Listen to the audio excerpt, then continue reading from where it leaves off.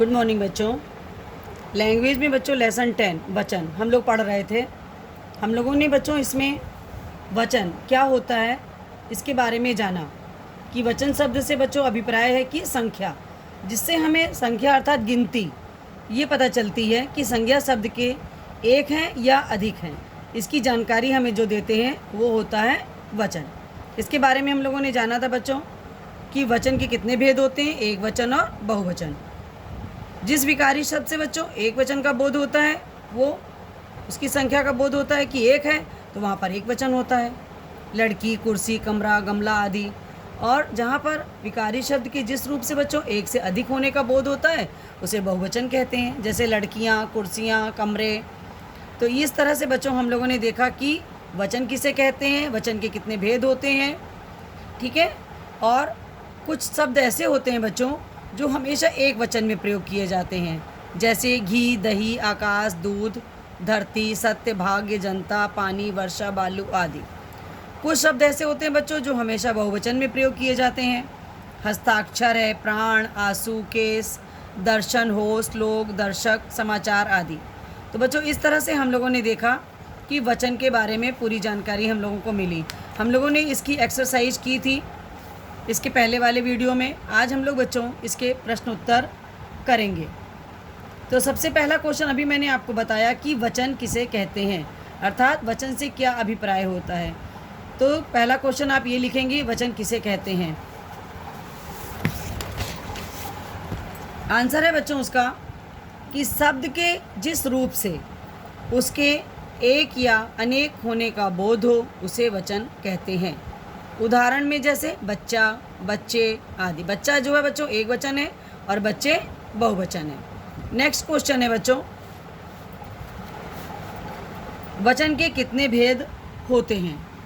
तो आंसर है बच्चों इसका कि वचन के दो भेद होते हैं। वचन के दो भेद होते हैं, पहला एक वचन, दूसरा बहुवचन। तो अब हम सबसे पहले डिफाइन करेंगे बच्चों इसको, एक वचन को, कि विकारी शब्द के जिस रूप से उसके एक ही संख्या होने का बोध हो उसे एक वचन कहते हैं, जैसे लड़की, कुर्सी आदि। यहाँ पे आप देख रहे हैं लड़की और कुर्सी, इससे आपको पता चल रहा है ना कि ये अकेली लड़की है इसलिए लड़की, कुर्सी एक है तो कुर्सी, ठीक है। इसलिए आपको यहाँ एक ही संख्या का बोध हो रहा है बच्चों, इसलिए ये हो गया एक वचन। सेकंड नंबर पे है आपका बच्चों बहुवचन। विकारी शब्द के जिस रूप से उसके एक से अधिक होने का बोध हो उसे बहुवचन कहते हैं, जैसे लड़कियां, कुर्सियां आदि, ठीक है बच्चों। तो यहाँ पर देखिए लड़की से क्या हो गया, लड़कियां कि कई लड़कियां हैं, कुर्सियां कई कुर्सियां हैं। तो यहाँ पर देखिए एक से अधिक का बोध हो रहा है हमें, तो इसलिए यहाँ पर बच्चों हो गया बहुवचन। तो ये तो था बच्चों हमारे क्वेश्चन का आंसर, वचन के कितने भेद होते हैं उसका ये आंसर हो गया, ठीक है। नेक्स्ट क्वेश्चन है बच्चों हमारे पास, क्वेश्चन नंबर 3। सदा एक वचन रहने वाले 5 शब्द बताने। अभी मैंने आपको बताया था कि कुछ शब्द ऐसे होते हैं बच्चों जो सदैव एक वचन में होते हैं, तो उनके केवल आपको 5 शब्द इस आंसर में लिखने हैं। जैसे कि सदा एक वचन में प्रयोग किए जाने वाले शब्द हैं घी, दही, आकाश, धरती, जनता आदि। तो ये 5 शब्द आप अपने आंसर में लिखोगे। क्वेश्चन नंबर 4 है बच्चों, सदा बहुवचन रहने वाले 5 शब्द बनाइए। तो आपको यहाँ पर जो कि हमेशा बहुवचन रहते हैं वैसे शब्दों को बताना है। तो देखिए सदा बहुवचन रहने वाले शब्द हैं हस्ताक्षर, प्राण, आंसू, दर्शन, लोग आदि। तो ये तो हो गया बच्चों हमारे क्वेश्चन के आंसर।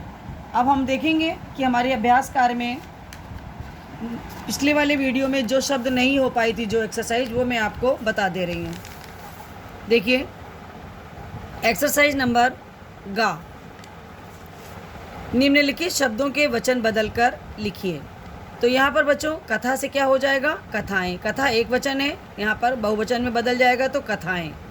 मजदूर, मजदूर वर्ग। सीढ़ी, सीढ़ियाँ। कली, कलियाँ। अध्यापक, अध्यापक वृंद। किस्सा, किस्से। लता, लताएं।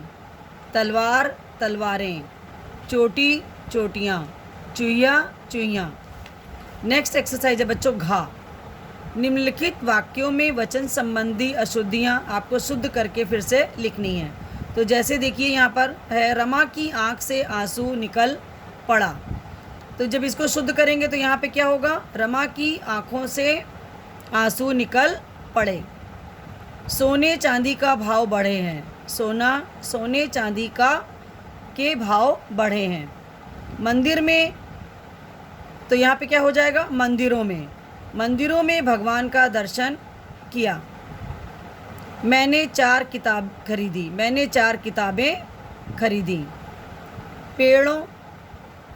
पेड़ से पत्ता गिर रहे हैं। तो यहाँ पे क्या हो जाएगा बच्चों, पेड़ से पत्ते गिर रहे हैं। तो ये हो गया वचन संबंधी अशुद्धियों को आपने शुद्ध किया। पहले में आँखों, पढ़े, के, मंदिरों, किताबें, पत्ते। ठीक है बच्चों, तो ये हो गई हमारी एक्सरसाइज कंप्लीट। तो ये लेसन आज हमारा बच्चों समाप्त होता है यहाँ पर। धन्यवाद बच्चों। इसे आप अपनी कॉपी में क्वेश्चन आंसर और एक्सरसाइज सभी करेंगे। थैंक यू बच्चों।